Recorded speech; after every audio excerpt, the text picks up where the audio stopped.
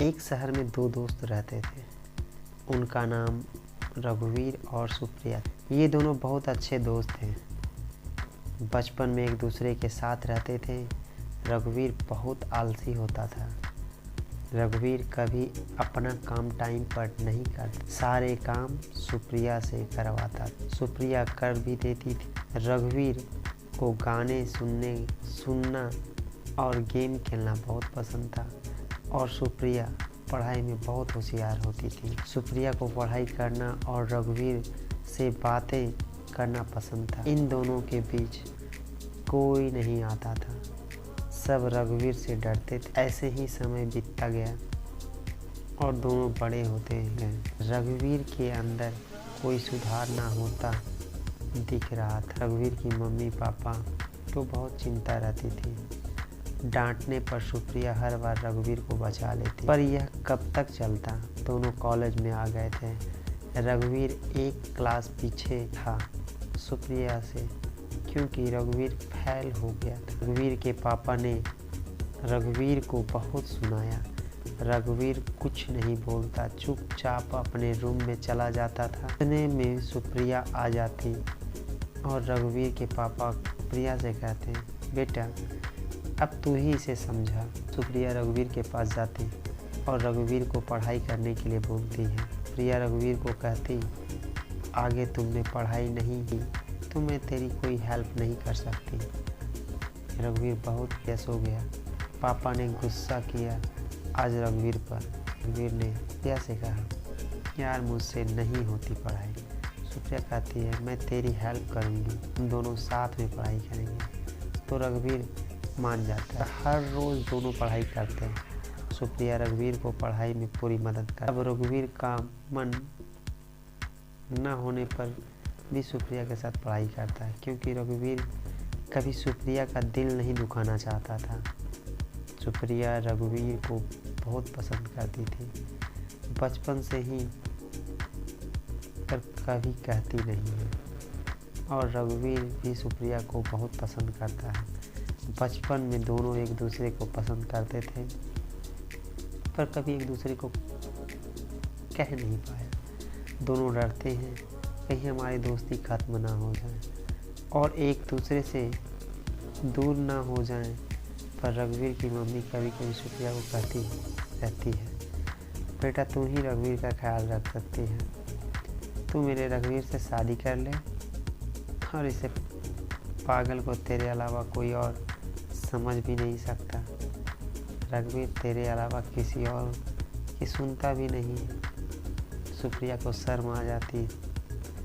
रघुवीर की मम्मी कहती है, हर रोज़ रघुवीर के पापा रघुवीर पर गुस्सा करते हैं। इतना सुनकर सुप्रिया अपने घर चली जाती, क्योंकि रघुवीर घर पर नहीं होता, अपने पापा के साथ कहीं गया होता है किसी काम के लिए। एक दिन कॉलेज की तरफ घूमने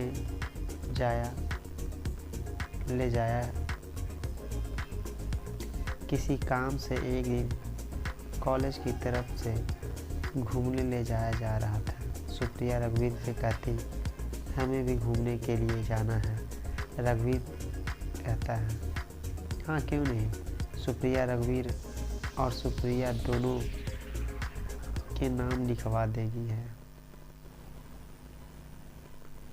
सुप्रिया रघुवीर और सुप्रिया दोनों का नाम लिखवा देती है। दोनों अपने घर पर कहते हैं जाने के लिए, पर रघुवीर के पापा नहीं जाने देते हैं। उसके पापा डांटने लगते हैं, और कोई काम अच्छे से करता है क्या जो यह कही जाए पढ़ाई पर ध्यान दो। तभी सुप्रिया आ जाती है और रघुवीर के पापा से कहती है, अंकल रघुवीर को मैं पढ़ाती हूँ और रघुवीर पढ़ाई में अब अच्छे से ध्यान लगा रहा है, आप रघुवीर को मेरे साथ जाने दो। तब रघुवीर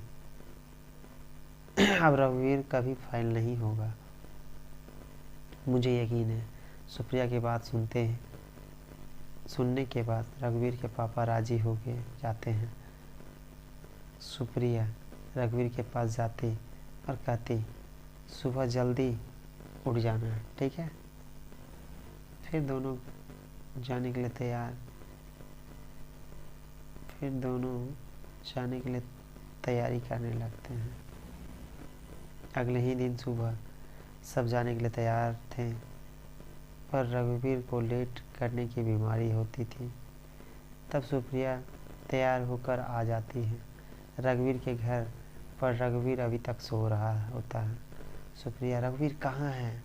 रघुवीर की मम्मी, रघुवीर सो रहा है सुप्रिया, अभी तक सो रहा है। इतना कह के सुप्रिया रघुवीर के रूम में चली जाती है और रघुवीर को उठाने लगती है। रघुवीर कहता है कुछ देर और सोने दे यार। सुप्रिया कहती है नहीं, हम दोनों लेट हो जाएंगे। फिर रघुवीर उठ जाता है और जल्दी से तैयार होने लगता है।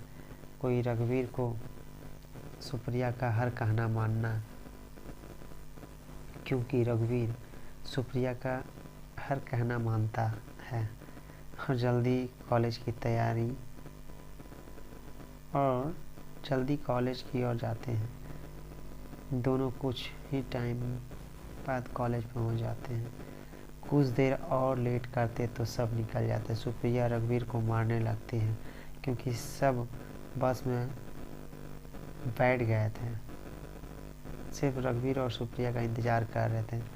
दोनों भी जल्दी से बस में बैठ गए और मौज मस्ती करते गाना गाते हैं। रघुवीर और सुप्रिया को सबसे पीछे का सीट मिला था। लेट होने की वजह से रघुवीर और सुप्रिया गुस्सा कर रहे थे। आज तेरी वजह से बस छूट जाती। सुप्रिया रघुवीर पर गुस्सा करती है।